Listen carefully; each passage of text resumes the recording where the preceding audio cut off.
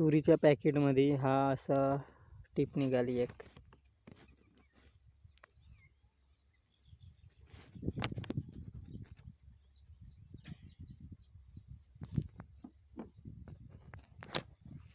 बाप्पा camera focus नाही करत आहे रे, वाचूनच सांगतो नाही का. टीप: पिकाचे उत्पन्न जमीन, हवामान वर व्यवस्थापनावर अवलंबून असते व ते बीज उत्पादक कंपनीचे नियंत्रणात नाही. त्यामुळे उत्पन्नाबाबत कोणतीही हमी बीज उत्पादकाची नाही. हवामानानुसार पीक संरक्षणाचा निर्णय शेतकऱ्यांनी कृषी विद्यापीठाचे शास्त्रज्ञाने सल्ल्यानुसार करावा. बियाणे कायदा 1966 अन्वये बीज उत्पादकाची आणि बियाणे विक्रेत्याची जबाबदारी बियाण्याची उगवत शक्ती व आनुवांशिक शुद्धतेपुरतीच मर्यादित आहे.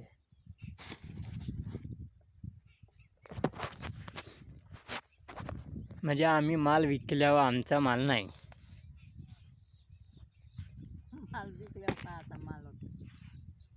तो मग वापो अगर न आता जसा हा बी कोण्या तरी कंपनीचा म्हणला जातो नाही का. आता जसा हायब्रिड लोकल असा तसा, तर हा बियाणा नेमका बनते कुठं? याची कंपनी एकच, शेती. शेतीशिवाय दुसरा पर्यायच नाही ना या बियाण्याला. आता हा सुरुवातीला कुठून आला ते तर माहीत नाही, पण हा शेतीतूनच तयार होतो.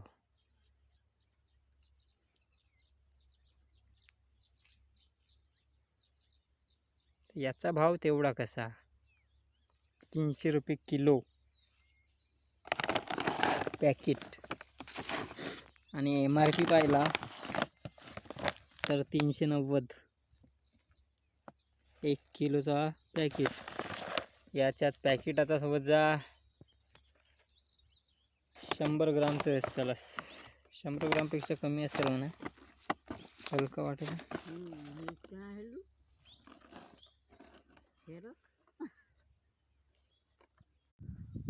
झाल्या तुरी रोवून.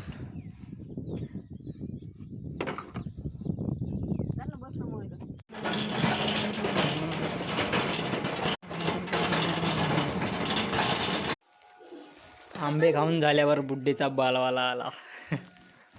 और एक खाओ रे बुड्ढे के बाल.